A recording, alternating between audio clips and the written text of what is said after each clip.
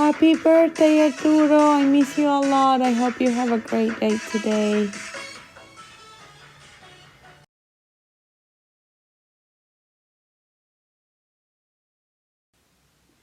Okay, now we're going to see this second set of problems, and I can walk you through so you would understand how maybe your work for today will go. Okay, so let's start with by reading the problem. It says this table shows the number of students in each class. So we have the name of the chart is number of students in each class. In this column, we have the different classes they have, and here they have how many students in each class. So let's see what they're asking us for. Use the table to color the bar graph. The first one is being done for you. Okay, so let's get started. Let's see what we have to do.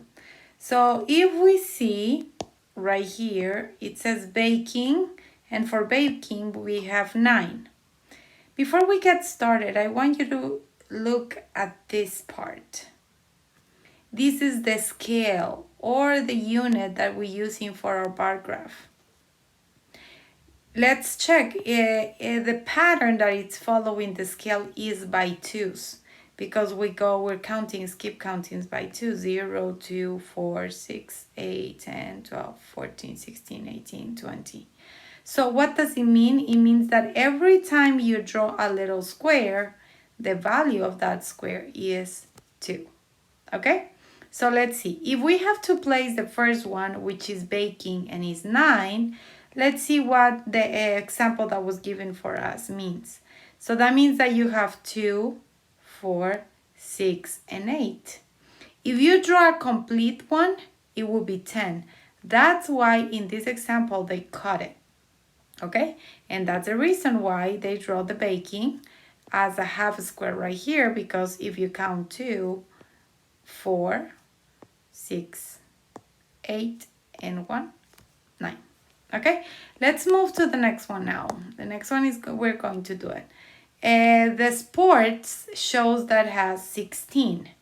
So if I skip count, I will have to go like this. 2, let me just do something really quick. I'm going to make it thicker. Okay, 2, 4, 6, 8, 10, 12, 14, 16. Okay, so that's where my bar will go. Okay, let's see the chorus. The chorus gets 13 people. So I can go all the way to 12, correct? Because it shows me right here, look. Shows me right here 12. But is that the number of kids they have in chorus class? No. So I have to go one more. 1/2 more. Remember? Okay, why did I draw only half here? Because it's not 14. If I draw all the way to here, it shows 14. So I have to draw half of it, which is 13.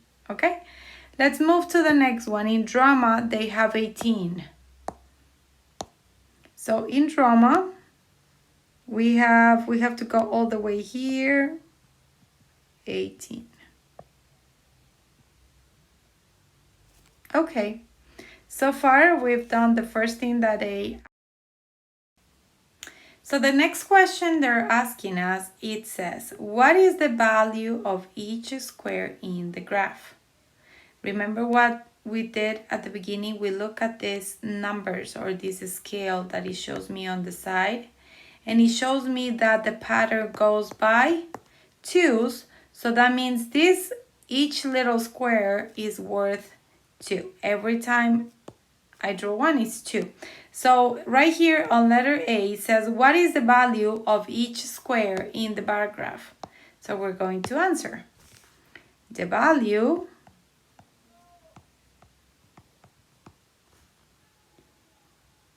is 2. Okay? So let's continue to the next one on letter B. Write a number sentence to find how many total students are enrolled in classes. Remember, a number sentence means that you're either adding or subtracting. You have to show the operation. That's what a number sentence means. So it says write a number sentence to find out the total students enrolled in all the classes. If right here I have each class, what do I do to know the total of students? Easy peasy, I have to add. So I will have to write all the numbers that I'm going to add. I would add 9 plus 16 plus 13 plus 18. Let me just check. 9, 16, 13, and 18. What do I do? Well, I have to show my work. And I'm going to do my work right here. So the first thing I'm going to do, I'm going to add this, the drama and the people from the chorus. 18 plus 13. This is 11. And this is 3. Okay? So now to this total, I'm going to add the next that I have here, which is 16. Plus 16 from sports. 1 plus 6, 7, and 3 plus 1, 4. And from this total, I'm going to add the one that I'm missing. I'm missing the 9. I already added the 16. I'm missing the 9. Plus 9. 7 plus 9 equals 16. And 4 plus 1 that I'm carrying equals 5. So my total right here is 56. So I'm giving the number sentence, which is this, and I'm giving the total of students enrolled in the class. Okay, and to finish, we will do letter C, and it says, how many fewer means less than, how many fewer students are in sports than in chorus and baking combined? Write a number sentence to show your thinking. Okay, right here they're asking us like a couple of different things. How many fewer students are in sports? So we're going to take the sports than in chorus and baking. So we are going to add the chorus and the baking. So the chorus and baking we're adding. So how many do we have in baking? Remember we have 9. So we have 9 in baking. Plus we have in chorus how many? We have 13 in chorus. What's the total for this? You can do it in your mind. 13 plus 9 equals 22. And now how many do they have in sports? Ooh, look at sports. This shows me sports. How many do they have in sports? They have 16. So let me do the math. I have 22 in baking and chorus minus the 16 that I have in sports, and this equals to 6. So my answer here, it says, how many fewer students are in sports than in chorus and baking combined? My answer will go something like this. There are 6 fewer students in sports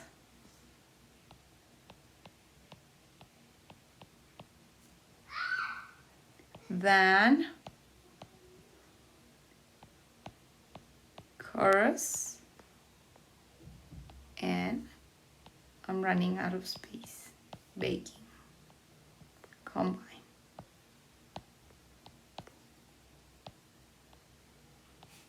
Period. Okay, this is the first part done, and it was not so hard. You have to kind of be reading carefully each one of the parts of the problem, each one of the things they're asking you. And if you do that step by step. Okay, let's continue with the next one. The problem number 2 says, this bar graph shows Kyle's savings from February to June.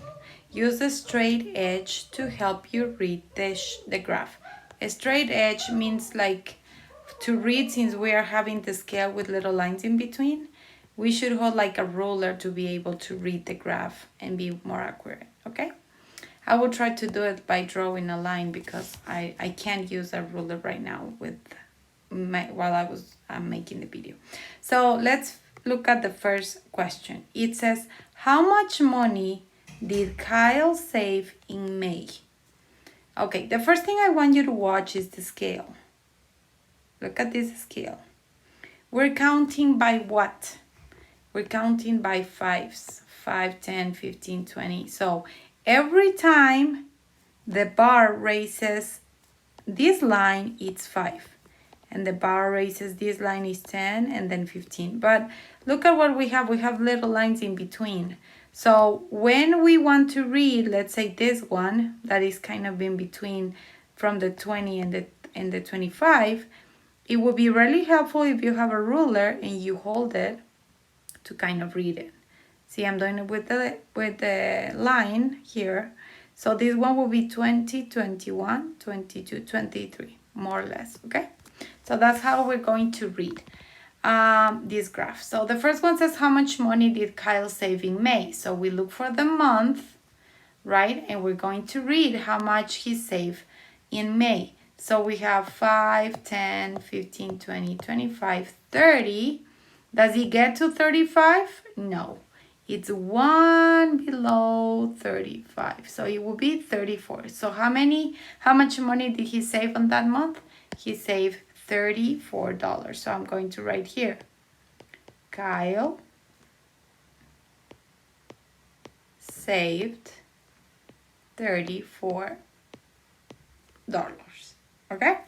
So let's see the next one. We're done with the first one. That was easy. Letter B. In which months did Kyle save less than 35? Okay, what I'm going to do here is I'm going to kind of make a line on the 35, right? And listen up, whatever is below 35 are the months that Kyle saved less than $35. Let's check together. So let's see this. Is this below 35 underneath the line? Yes, look, it's in 30. So one of the months that we have to write is February. One of the months is February. Okay, let's check the next one. March. Is it below or over 35? Look all the way, it goes to 45, so it's over. We don't write down March. They're only asking us for less than. April. Ooh, April is a good one.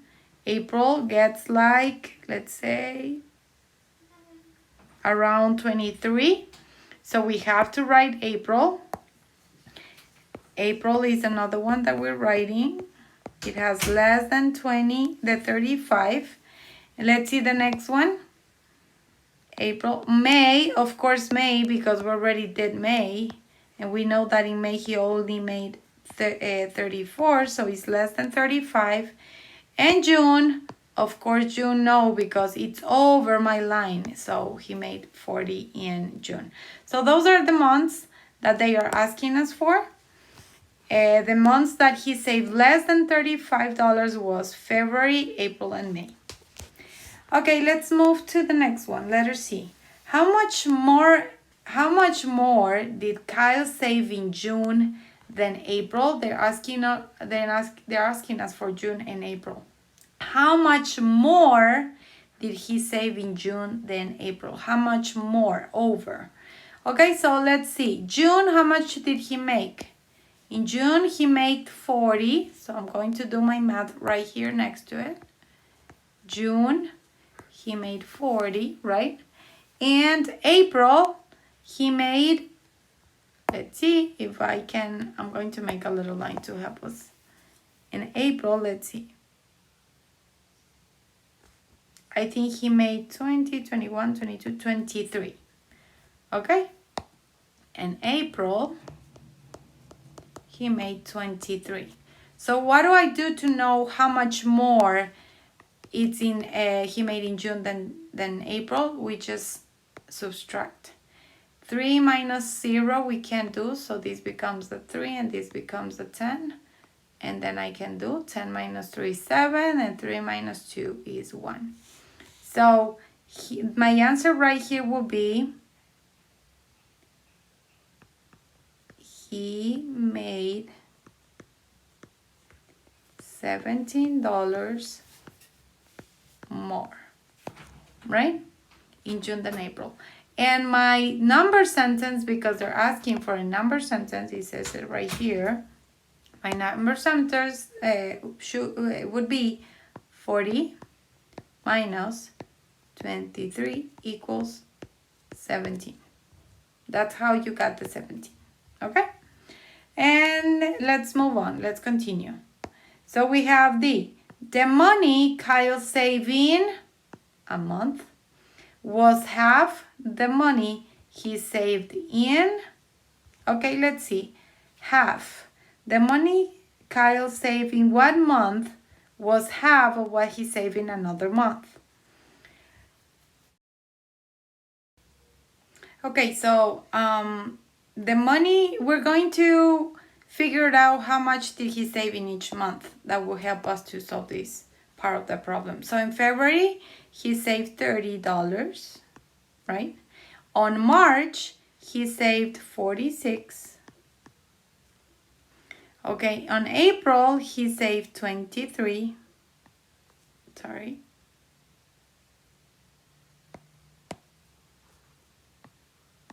Okay, in May, he saved 34.